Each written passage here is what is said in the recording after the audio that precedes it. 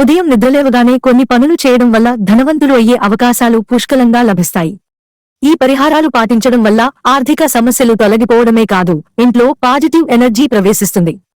అరటి చెట్టు ఆరాధన. శ్రీ మహావిష్ణువు అనుగ్రహం పొందడానికి మీరు ప్రతి గురువారం అరటి చెట్టును పూజించాలి. అదే సమయంలో వీలైతే రోజూ ఉదయాన్నే అరటి చెట్టు ముందు నెయ్యి దీపం వెలిగించండి. దీనివల్ల ఆర్థిక సమస్యలు అధిగమించవచ్చు.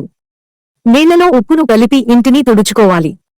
ఇలా చేయడం వల్ల ఇంట్లోని నెగటివ్ ఎనర్జీని దూరం చేసుకోవచ్చు. అలాగే ఇంటి మూలలో ఉప్పు పెట్టి దిష్టి తీయవచ్చు. ఆ ఉప్పును బయట పారేయకుండా సింక్లో వేసి నీళ్లలో కలిపేయాలి. దీపం వెలిగించండి. ఇంట్లో ప్రతిరోజూ ఉదయం, సాయంత్రం దీపం వెలిగించాలి. తద్వారా సానుకూల శక్తి ఇంట్లోకి ప్రవేశిస్తుంది.